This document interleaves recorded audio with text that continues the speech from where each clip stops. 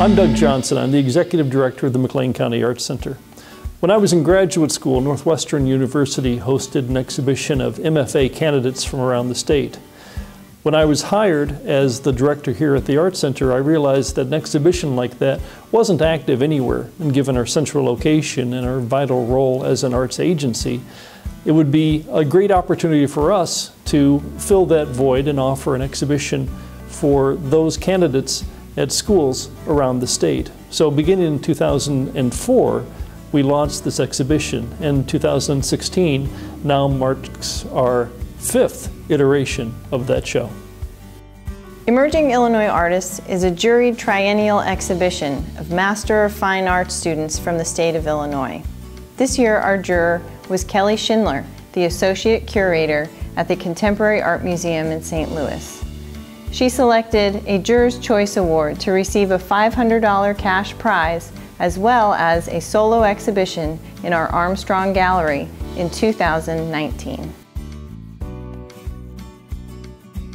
34 artworks were selected from 5 different schools in the state of Illinois.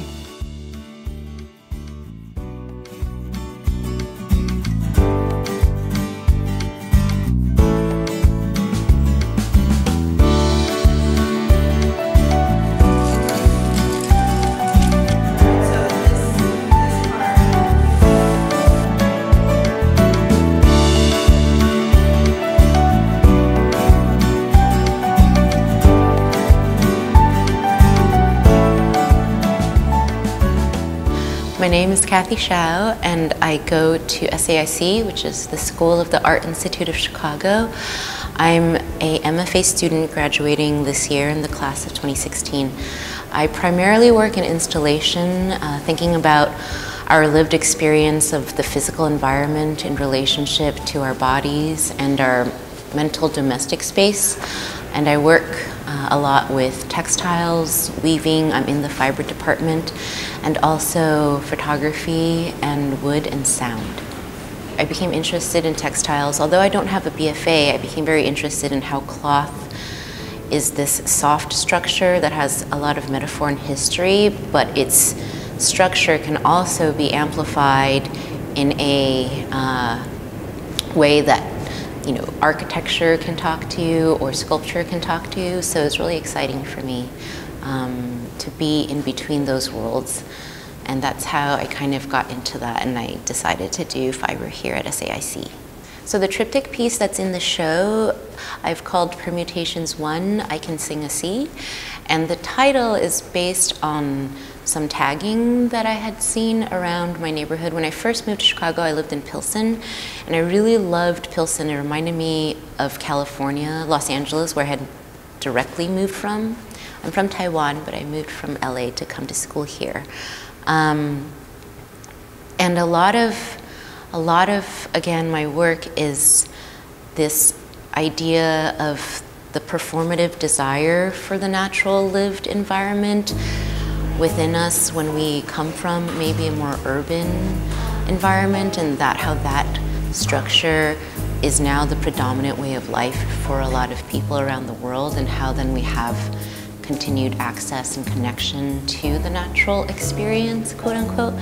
And so weaving is this very traditional craft, but I really enjoy having it represent something like tagging or graffiti, which is not that traditional.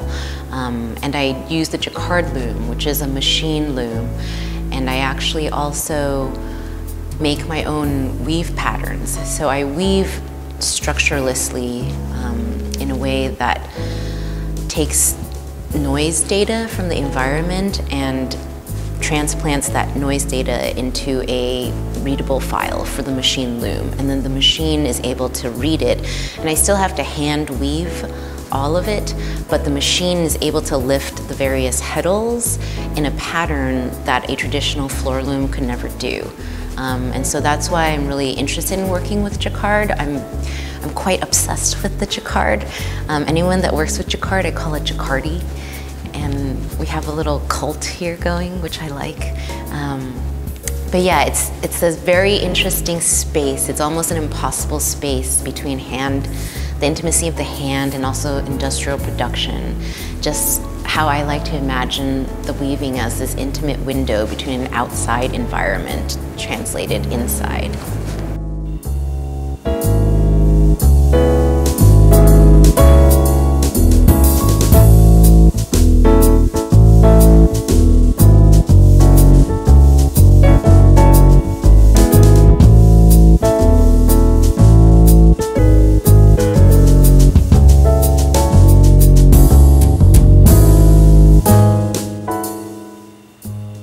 I'm Ben Nicholson. I'm a first-year MFA in the Department of Visual Arts at the University of Chicago, and I design systems for performance and interactive installation. So, my piece, Black Pixel on White Emptiness, is originally based on a Malevich painting, Black Square. I'm not a big art history person, but learning about that painting was interesting to me. The most interesting part of it was that it seems to be something that simultaneously maybe non-art people think is a perfect example of how ridiculous fine art is. It's literally a black square on a white square, and it's very valuable.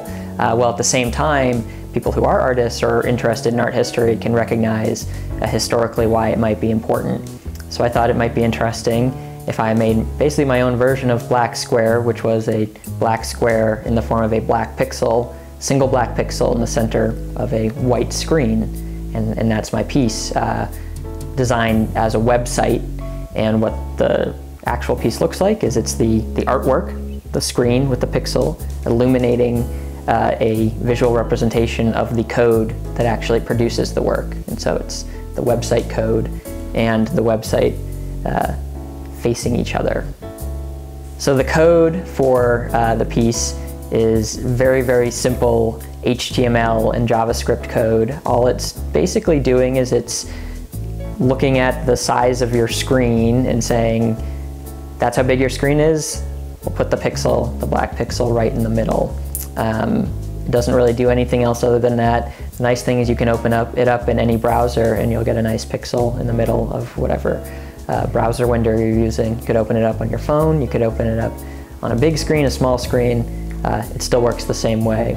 And the particular screen that I'm using for this particular installation of the piece has very large pixels to help you see the black pixel a little bit better. But you could use also an extremely large screen with small pixels where it's essentially invisible, which could be fun also.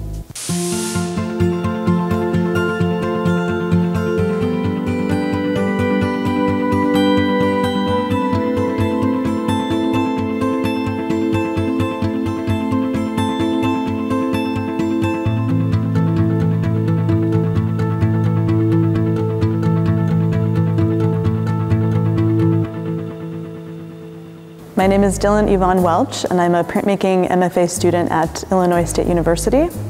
I have two pieces in this show. One is titled Inside Spaces 1, and that's a etching with some different hand processes. And the piece behind me is titled Network, and that's a combination of traditional etching processes and digital processes. In these prints, the modular element in my mind refers to different natural and organic processes that use really basic elements in this sort of endless recombinations to create totally different things. And I find that this sort of reference to biology and to science is important for it is the heart of the content, because I feel like there's this kind of infinite mystery in the world that we keep discovering more and more about the world, but there'll always be this side that we can't see, this sort of unknowable, mysterious side to nature. Okay. So for this piece, Network, I start with a copper plate and then use various traditional processes to get the various textures and marks onto the copper plate, and then I print that and scan it digitally. And then I can, from that basis, I can warp it, twist it, kind of adjust the image to get the kind of final piece, which I then print out via a beautiful, huge digital printer. Yeah, well, I was realizing that the work I was making, including the other piece, Inside Spaces, there was starting to be, I was starting to get interested in having different multiple perspectives within one piece, and the sort of illusion of depth and linear perspective, which is a little difficult to turn into. You can make that in one print, but I also enjoy using modular pieces. So with the traditional techniques, I can make a bunch of basic modular elements and then scan them in digitally and warp them to create kind of any shape I want that responds to different kind of like fluxes and perspective. And so that's how I made this one as well. I think what I see in a lot of this work is sort of a response to being kind of like digital people, or having a one foot in the digital world where all rules are off, and so we can put things on the floor, we can break things, as part of the artwork, which all these things are kind of important in art history. But I see that there's sort of no rules happening here, which is really nice, and I think is a testament to the creativity of these Illinois artists.